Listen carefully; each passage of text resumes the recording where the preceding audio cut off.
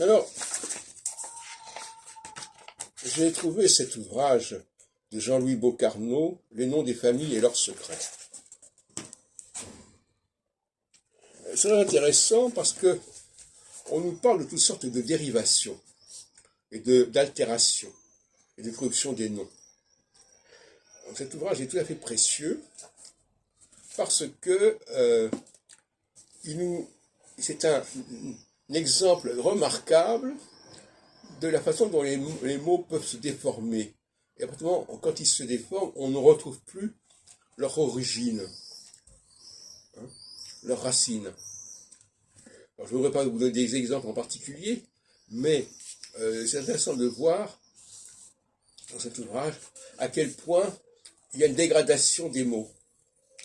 Dégradation qui empêche d'avoir connaissance de l'origine des choses. On ne sait plus pourquoi ce mot, d'où vient ce mot-là. Et cet ouvrage, Les noms des familles et leurs secrets,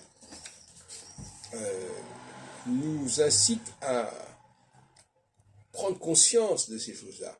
C'est-à-dire, au lieu de se trouver dans un mot, d'un nom de famille, et se dire, d'abord c'est comme ça, de se dire, oui, mais ce nom de famille, il ressemble à tel autre nom de famille.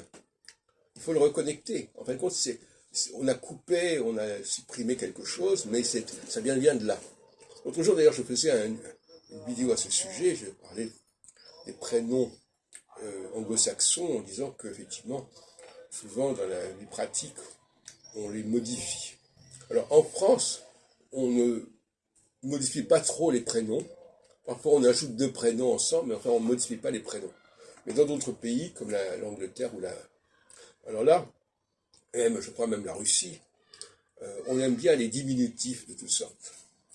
Et justement, ces diminutifs contribuent à brouiller les pistes, parce qu'on finit par ne plus savoir d'où ça vient.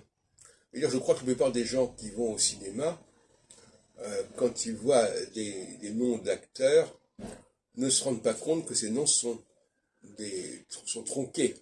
Par exemple, le nom de Tilda, comme cette actrice assez remarquable, Tilda Swinton, c'est Mathilda, par exemple. Bon, on n'a pas conscience de ça. Je pense qu'en revanche, paradoxalement, les Américains sont conscients que c'est une diminution, que c'est un diminutif. Mais nous, on prend le nom comme ça, en disant, voilà, elle s'appelle comme ça, mais on ne fait plus le rapprochement.